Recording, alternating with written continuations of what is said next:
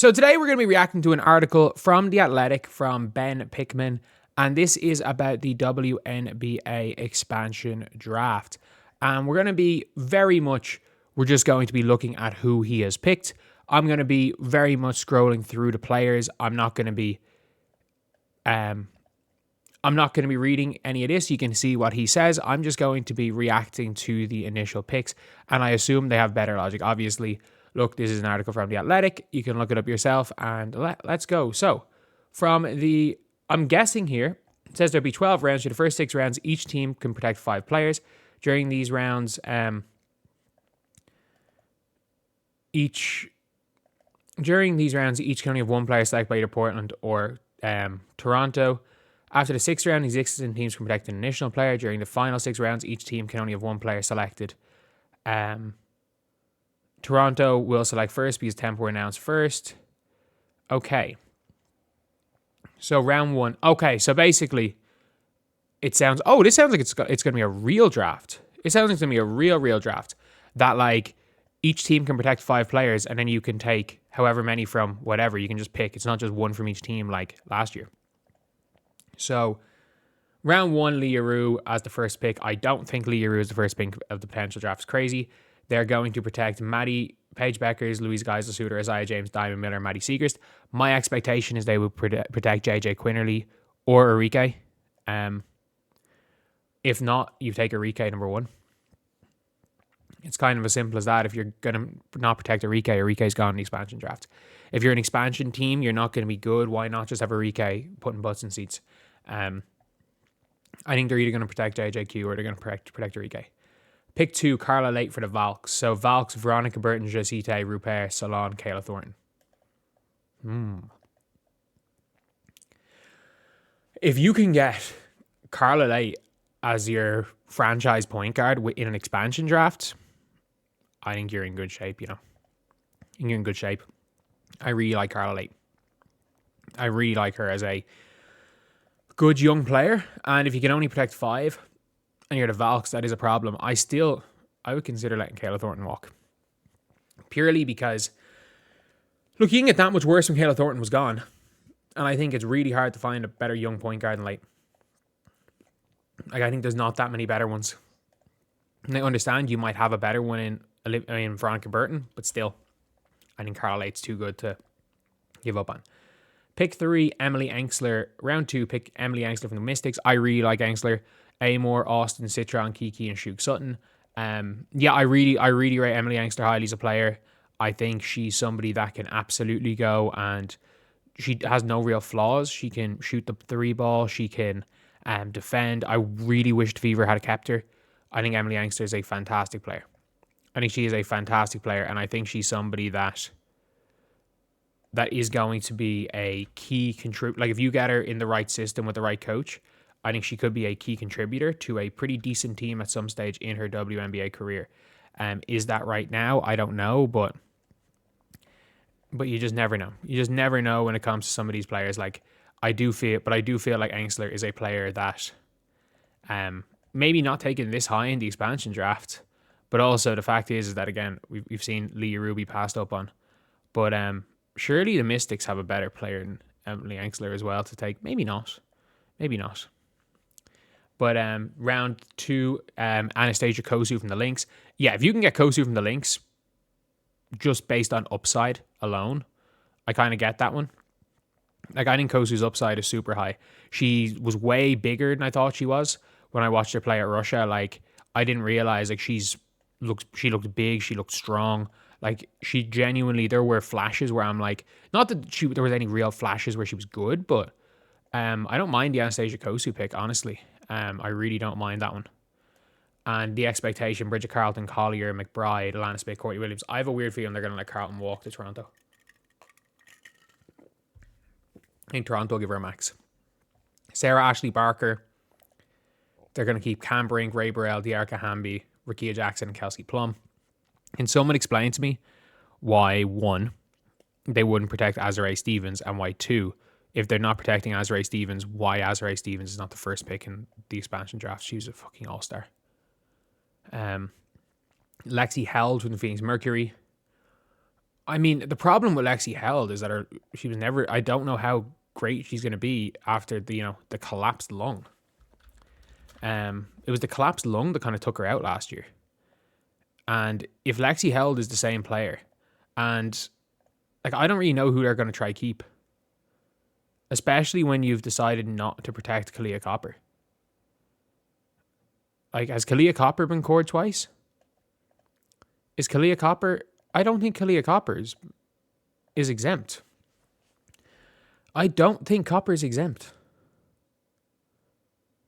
which would be interesting. So Chloe Bibby for the Portland Fire. Yeah, fair enough. I don't mind them taking Chloe Bibby. They're going to protect KK Timpson, Lexi Hill, Kelsey Mitchell, the core four, and KK. Yeah, because I don't think anyone's going to give Sophie Cunningham a max contract. So that kind of makes sense if you're not giving Sophie Cunningham a max contract. But also, I think Ari's is an interesting shout there, and I think for that position, I think Odyssey Sims is also an interesting shout. I think Ari's probably the most likely to go in this scenario. But the only problem is that I don't think you can't be drafting unrestricted free agents if you're not willing to core them. Like, for example, you can take an Enrique or you can take an Azare, because even though they might command a max, you still might be willing to core them. And just for that 1 year taking that. But again, if you take an unrestricted free agent and the core designation rule is gone, you're kind of fucked. So that's maybe why you're not going to look for... Maybe that's why up to this point Enrique hasn't gone, because she's not going to play for an expansion team. You're just wasting a pick on her. But Portland Fire getting Chloe Bibby, the Toronto Tempo getting Aliyah Nye. Aliyah Nye would be a fantastic player to get in an expansion draft. And I would assume that the Aces are going to protect Aliyah Nye over Dana Evans. That's just my opinion. I would be working on the assumption that they would protect Nye over Evans. Borlase from the Dream. I mean, interesting one. She has been killing it. And we saw a lot of success with these overseas players in the last expansion draft. So I really like this pick. Niara Sably. Yeah, I would assume there is a 0% chance that the New York Liberty protect Annika Soltau. There is a negative 1% chance. And also, like, why Stewie hasn't been cored twice. Jonquel's ineligible as far as I'm aware, but I don't think Stewie's ineligible. I don't think Stewie's been cored a second time. Like, why would you protect Annika Soltau? Like, she wasn't even drafted last year. I understand Carrera, but like, if you're going to protect an overseas player, protect Marie Photo. Rhea Marshall, I mean, she was not very good as a rookie.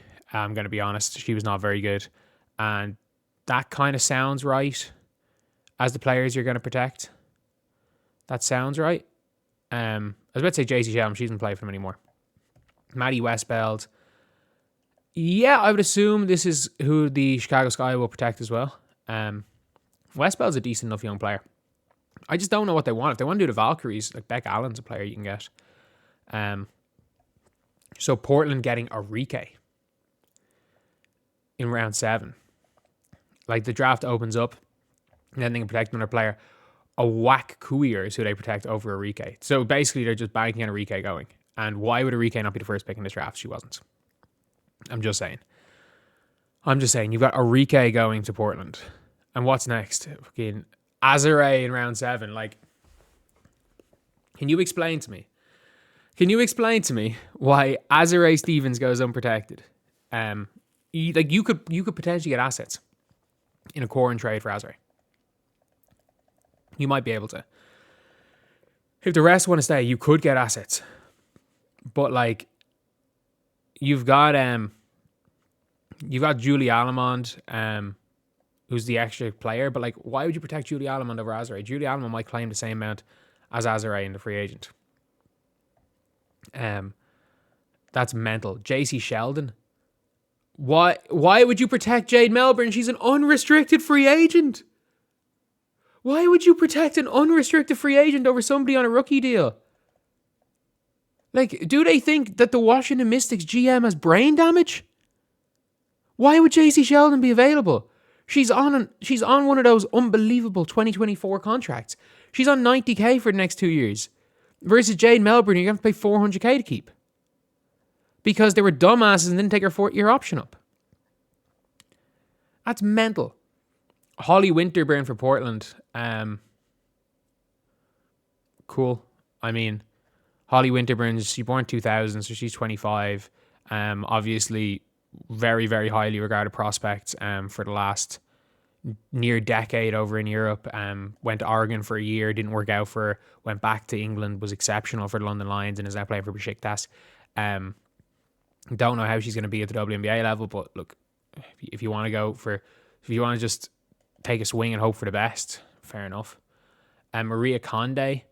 Maria Conde is one of the best players in this, going to be one of the best players outside of the WNBA. It's if she wants to come over. Like, she was already, the Valkyries already took her, and I know she tore her Achilles, but in fairness, she's been doing all right.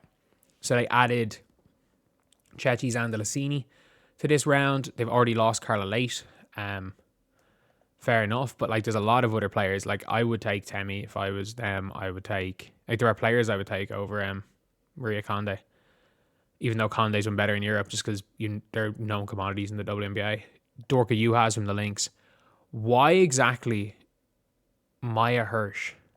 Why would the Minnesota Lynx protect Maya Hirsch over Dorka Juhas? Dorka Juhas has been unbelievable.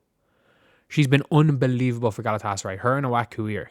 The two of them have been exceptional. Like, you're not, like, Dorka Juhas is going to come in, and assuming you're not going to be able to keep everybody, you might lose an Alana Smith, and she could come in as one of the better backup bigs in the WNBA. Like, they're not losing Dorka Juhas. Maureen Johannes, yeah.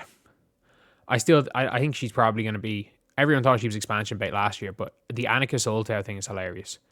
The Annika Soltau protection. Like, there's no protection, by the way. Somehow, no protection for Maureen Photo, and still Maureen Photo not taking this draft.